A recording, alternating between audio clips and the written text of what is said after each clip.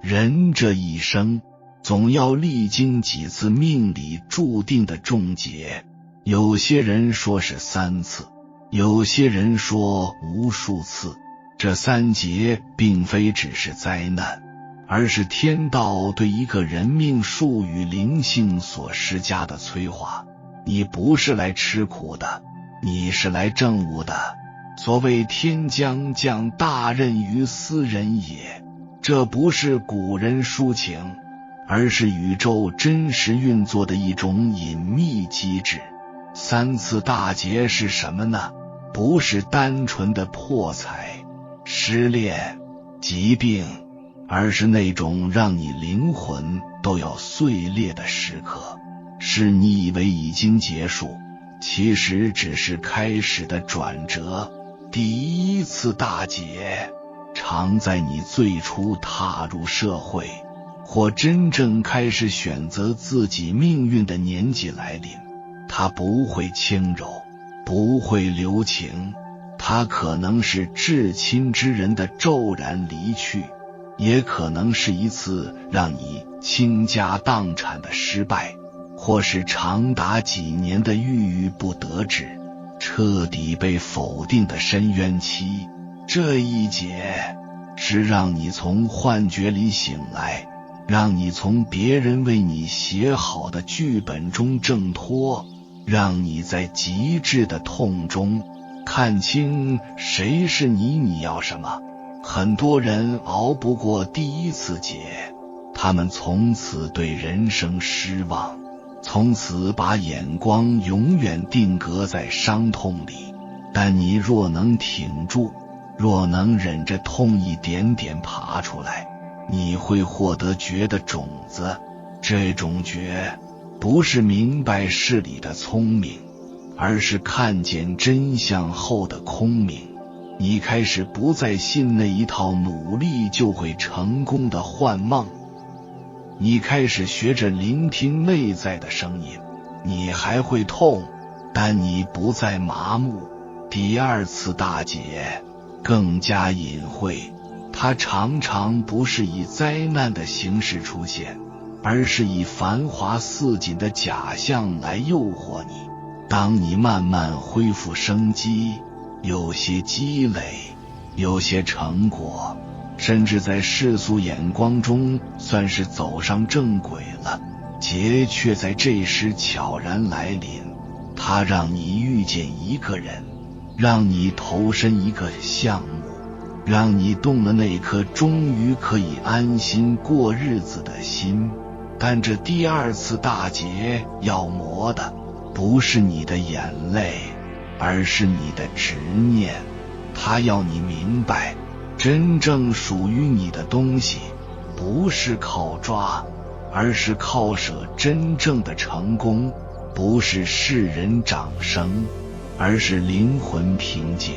第2次大劫是一场夺舍之劫，它不是外界摧毁你，而是你把自己困在了一个看起来很不错的牢笼中。能渡第2次劫的人一定已经开始修内了，他们的意识已从对抗转为看见，从逃避转为拥抱。他们懂得顺势，但不盲从。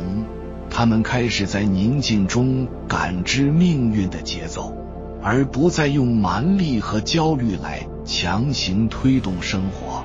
他们开始分辨什么是灵魂的召唤，什么是虚假的糖衣炮弹。这个阶段，宇宙已经在他们的气场中种下自证的种子。他们未必拥有世俗意义的成功，但他们会比大多数人清醒。第3次大劫是归零之劫，它往往在你以为我已经懂得很多，我已经准备好了的时候降临。它来得毫无预警，不讲逻辑，不留情面。可能是你最亲最信的人背叛你，可能是你苦心经营的事业崩塌，可能是一场无解的病。也可能是彻底看破世间虚妄的那一夜孤寂。这一劫像一面镜子，把你所有尚未放下的执念一寸寸照出来。你会惊讶地发现，原来你一直活在恐惧里，原来你所谓的信仰那么脆弱，原来你并未真正臣服于天命。但也是这个时刻，你终于死了一次。那不是身体的死亡，而是人格结构的崩塌。你再也无法用旧的认知去解释世界，你不得不进入那片深不可测的黑暗海洋。而就在这里，你看到了光，那不是救赎的光，是你本来的光。你意识到，你不需要变成谁，你本身就是道。你不再向外求答案，你开始成为答案。第3次大劫后的你，会比任何时候都柔软，也比任何时候都坚定。你不会再怕失去，因为你已经失去过一切。你不会再怕失败，因为你已然明白，成功和失败不过是梦里风景。当这3次大劫你都挺了过来，老天并不会马上给你奖赏，他等着看你是否真的变了，看你是否还会走回头路，看你是否有资格承载更大的祝福。而一旦确认你是真的醒了，他的补偿会超出你所有的想象，不是简单的金钱、名望，而是磁场的逆转，是天命的自觉，是你不需要追，一切自来。你会突然发现，人脉资源自己找上门来，机会在你不费力的日常中流动。你的言语变得有力，你的心念变得成真，因为你已经不是那个想要的人，而是那个成为的人。所以那些在暗夜里走过3次地狱的人，不要问凭什么还没有回报，不要焦虑天道是否忘了你，天道没有忘，你还在被炼。真正的补偿不是天上掉馅饼，而是你内在的频率终于调对了宇宙的信号。到那时，你所得到的一切都是你灵魂的自然延伸，不是外在的施舍。3劫之后，一念通天，你将不再是救我的延续，而是天地间一个真正醒着的存在。而那时，你才会懂得，劫从来不是惩罚，而是进阶，而老天也从来没有亏待过真正不低头、不投降的你。人生需自度，我们需要不断地提升自己，经历各种磨难，加速自我成长。人自度，主动做出改变，天度人。放平心态面对，老天要渡你，其实并不是全无征兆，会给你各种提示。当我们的人生路上遇到了这4种提醒，其实就是老天在指点你。01，同一件事情上的小惩罚。人不要在一件事上耽搁太久，尤其是让你迷茫、委屈、不断地消耗你的事。我们更应该学会放下，而不是一味地重蹈覆辙。当你原谅了不该原谅的人，再次受了欺骗和伤害，其实就是老天在警示你，你不能再退缩了。一件事上跌倒了2次，再次跌倒会损失更重。有时候恰恰是这些损失教会了我们之轻重。明得失，做出正确的选择。02，同一个方向上多次失意。有时候我们苦熬没有出头，我们努力没有结果，其实未必是你做得不到位，做得不够好，还有一种原因可能是因为你努力的方向不对，方向错了，费多少事都白搭做多少事，无意义。譬如我们和一个人品差的人共事，不可能有出头的时候，不要盲目去追求，苦熬无果，无需继续，学会放下，换个领域，做出正确的选择，我们坚持才有意义。03，低谷时的人情冷暖。当你落入低谷的时候，学会看开3种感情。1，主动和你划清界限的人。2，默默离你越来越远的人。3，找尽借口拒绝相助的人。好的感情贵在相互，平日里你对他很好的人，那些你曾援手帮过的人，如若拒绝了你，嫌贫爱富，趋利避害，你也就没有必要困扰自己，通过一件事看清的人，这样的关系不除为妙。04，感情上骤然而至的伤害。有些人并没有你想象的那么真诚，有些人表里不如一，有些人喜欢耍心机，这样的人一时半会看不穿，往往在不经意间，我们听到了对方的评价，才明白了他的真假。有时候被感情伤害，我们很委屈，但是仔细想想，其实恰恰是这些伤害让我们看清了人心，避免投入更多，做到及时止损，反而是一件好事。凡事都有两面性，我们要看到事情积极的一面。以下4点一定注意。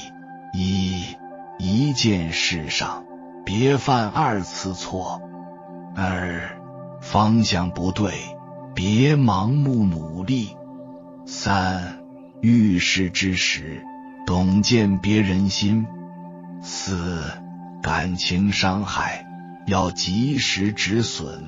人在前行途中，有时候遇到了磨难和挫折，其实也是老天给你的警醒，帮助你趁早解决问题。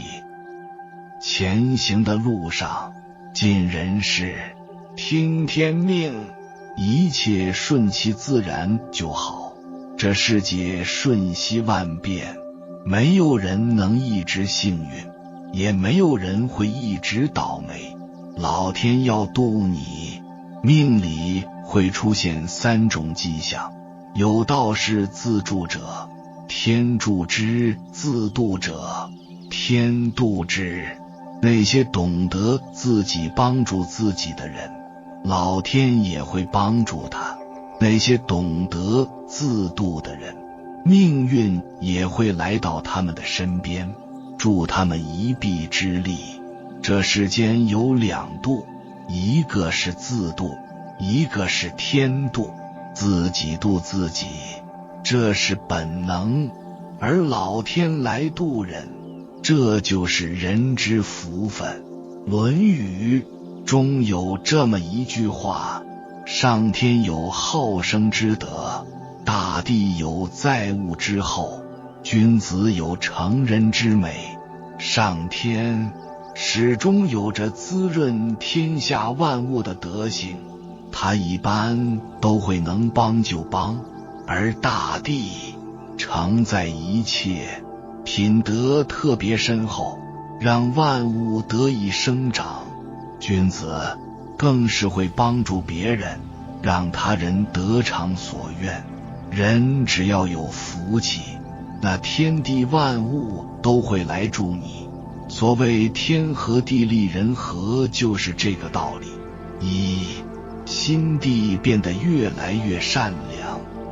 真正的善良不需要别人提醒，它是一种发自内心的品德。或许只是不经意的一个善举，却在无形中改变了一个人的命运，也改变了自己的命运。设身处地为别人着想，才是善良最好的体现。西晋末年，名士顾荣在洛阳应别人之邀去赴宴，在宴会上，他发觉烤肉的下人对桌子上的肉显露出无比渴求的神色，于是他拿起了自己的那份烤肉让下人吃。同席的朋友都嘲笑他有失身份。顾荣说，一个每天烤肉的人，怎么能让他连烤肉的滋味都尝不到呢？后来战乱四起，晋朝大批人渡长江南下，每当顾荣遇到危难，总有一个人在他左右保护他。于是顾荣感激地问他原因，这一问才知道，原来他就是当年端送烤肉的仆人。良对人常怀感恩之心。俗话说，滴水之恩当涌泉相报，知恩图报是人活一世最朴素的道德和素养。乌鸦反哺，羔羊跪乳，都是对父母养育的感恩。动物况且如此，更何况人。三国时期，刘备三顾茅庐，请诸葛亮出山共商天下大事。刘备死后，后主刘禅继位，把国内的军政大权交给诸葛亮处理。诸葛亮连无伐魏，南征孟获，在最后一次北伐前夕，给刘禅写后出师表，表示自己为国鞠躬尽瘁，死而后已。诸葛亮对知遇之恩的感念和报答，也使得他的事迹被后人传唱，留名青史。不要把任何人对你的好当成应该的，不要辜负他人对你的好，更不要让对你好的人寒心。只有常怀感恩之心，人生之路才会越走越顺。有句老话说得好，心中有恩，便是命中有福。常怀感恩之心，懂得回馈他人的善意，福报总会悄然而至。